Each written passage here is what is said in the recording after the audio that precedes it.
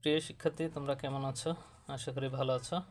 আজকে আমি তোমাদের 2.1 অনুশীলনের 20 নাম্বার সৃজনশীল অঙ্ক করে দেখাবো। দেখো এখানে কি বলা হয়েছে, কোনো আসল 3 বছরে সরল মুনাফা সহ 28,000 টাকা এবং 5 বছরে সরল মুনাফা সহ 30,000 টাকা। ক নাম্বারে বলেছে প্রতীকগুলোর বর্ণনা সহ মূলধন নির্ণয়ের সূত্রটি লিখো। আমি সূত্রটা আগেই লিখে রাখছিলাম। এনে দেখো, আমরা জানি আই সমান পিআরএন। প্রথম থেকে যে অঙ্কগুলো করেছিল তোমরা, সেই সূত্রেই আই সমান পিআরএন। এখানে আই দ্বারা বোঝানো হয় মুনাফা, পি দ্বারা বোঝানো হয় মূলধন বা আসল, আর দ্বারা বোঝানো হয় মুনাফার হার বা 100 টাকায় মুনাফা, আর এন দ্বারা বোঝানো হয় সময়, নাম্বার অফ টাইম। আসো খ নাম্বারে বলা আছে মুনাফার হার নির্ণয় করো।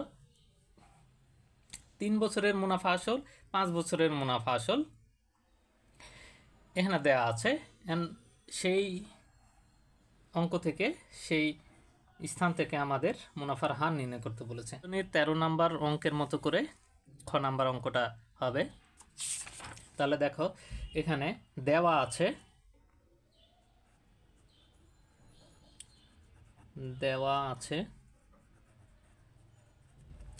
দেখো এখানে 5 বছরের মুনাফা আসল এবং 3 বছরের মুনাফা আসল, সেটা লিখব। 5 বছরের মুনাফা আসল,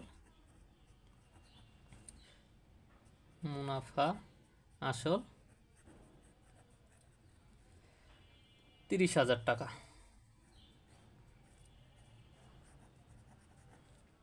আর দেখো 3 বছরের মুনাফা আসল,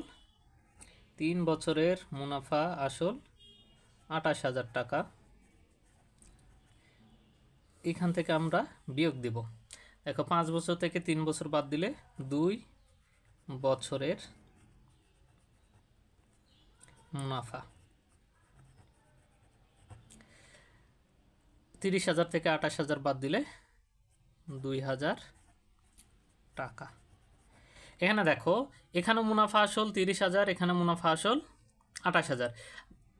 এইখানে যে আসল ছিল এখানেও একই আসল ছিল, তাহলে 2 আসল বাদ। তাহলে 2 আসল যদি বাদ দিয়ে দিই তাহলে এখানে থাকবে মুনাফা, এখানেও থাকবে মুনাফা। তাহলে এই মুনাফা থেকে এই মুনাফা বাদ দিলে মুনাফা, 2 বছরের মুনাফা 2,000 টাকা। আমার এখানে 5 বছর সময় এবং 3 বছর, আমি 3 বছরে কনভার্ট করতে চাই, তাহলে ঐকিক নিয়মে যাব। অতএব 1 বছরের মুনাফা বেশি থেকে কম হলে ভাগ হয়, তাহলে 2,000 ভাগ 2 টাকা। অতএব আমি যেহেতু 3 বছর বের করতে চাই, তাহলে লিখব 3 বছরের মুনাফা। দেখো 2,000 ভাগ 2, অ্যান্ড বেশি থেকে কম হয়েছিল ভাগ দিয়েছিলাম, এখন কম থেকে বেশি হলে গুণ দিব। কার সঙ্গে? লবের সঙ্গে, গুণন 3। এখন যদি আমি এখানে কাটাকাটি করি, এই 2 দ্বারা 2,000কে কাটলে 1,000 হয়, 1,000কে 3 দ্বারা গুণ দিলে 3,000 টাকা। এখানে দেখো তো সময় কত ছিল, সময় n সমান 3 বছর। 3 বছর সময়ে মুনাফা কত পাইলাম? মুনাফা আয় সমান 3,000 টাকা। দেখো এই 3 বছরের মুনাফা আসল ছিল 28,000 টাকা। মুনাফা আসল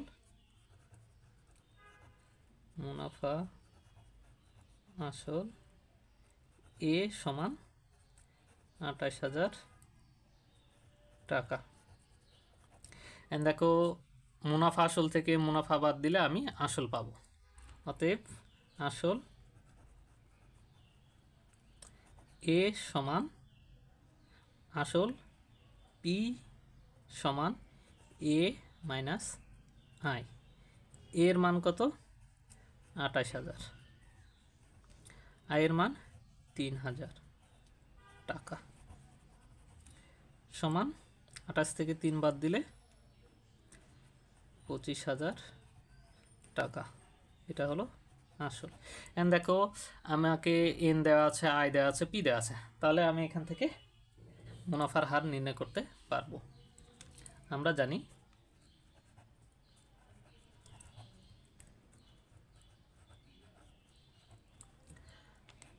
আই সমান পি আর এন, বা আমি আর বের করতে চাই তাহলে ওই তিনটাকে বামে নিব, পি আর এন সমান আই, বা আর বামে রাখলাম আর বাকি দুইটাকে ডানে দিলে ভাগ হবে, আই বাই পি এন। এখন এই আর এর নিচে একটা 100 ছিল মনে মনে, সেইটাকে ডান পাশে দিলে গুণ হবে উপরে।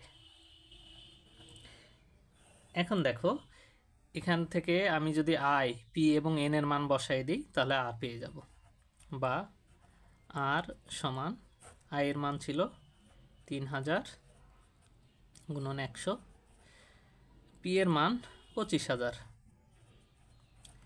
গুণন এন এর মান 3, 1 0 2 0 3 0, 1 0 2 0 3 0, এই 3-এর সঙ্গে এই 3 কাটা, 25 দ্বারা 100কে কাটলে 4 সমান 4।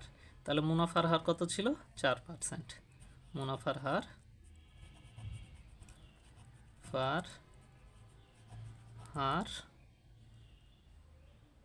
সমান 4%। এটাই অ্যান্সার খ নাম্বারের জন্য।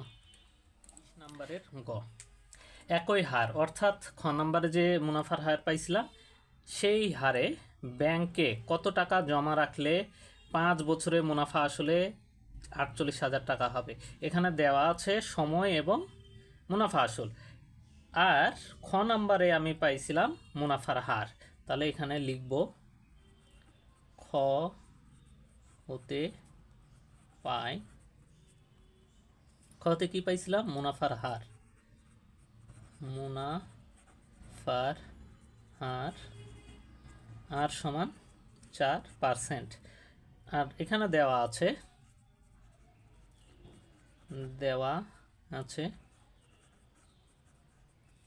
সময়, এন সমান 5 বছর, আর মুনাফা আসল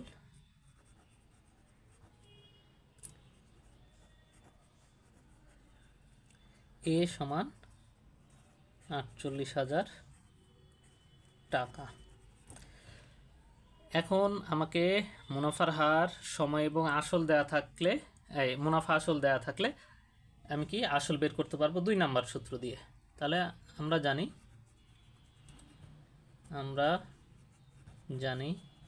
2 নাম্বার সূত্রটা এরকম ছিল, এ সমান পি ইন্টু 1 যোগ আর এন। আমি কিসের মান বের করতে চাই? এখানে বলেছে কত টাকা জমা রাখলে, অর্থাৎ আসল বের করতে হবে। তাহলে ওই ডান পাশটাকে বাম পাশে নিব, পি ইন্টু 1 যোগ আর এন সমান এ, বা পি ইন্টু 1 যোগ আর এর মান 4%, 4% মানে পুরো 4 নিচে 100 গুণন এন, সময় ছিল 5 বছর, এর মান 48,000। এখন বা পি 1 যোগ, দেখো এটা হলো লব, এটাও লব, তাহলে লবে লবে গুণ দিব, 4 5 20 আর নিচে 100 সমান 48,000, বা পি 1 যোগ, এই 20কে যদি আমি 100 দ্বারা ভাগ দিই তাহলে 0.2 পাবো। তোমরা ক্যালকুলেটরে এটা করে দেখবা, 0.2 আসবে, সমান 48,000, বা পি, এখানে ব্র্যাকেট মানে গুণ, 1-এর সঙ্গে 0.2 যোগ দিলে 1.2 সমান 48,000, বা পি এর সঙ্গে 1.2 গুণ আকারে ছিল, ডান পাশে গেলে ভাগ হবে, পি সমান 48,000 ভাগ 1.2, বা পি সমান 48,000কে 1.2 দ্বারা ক্যালকুলেটরে ভাগ দিবা, 40,000 আসবে। তাহলে ব্যাংকে কত টাকা জমা রাখা হয়েছিল? 40,000 টাকা। ব্যাংকে জমা রাখা হয়েছিল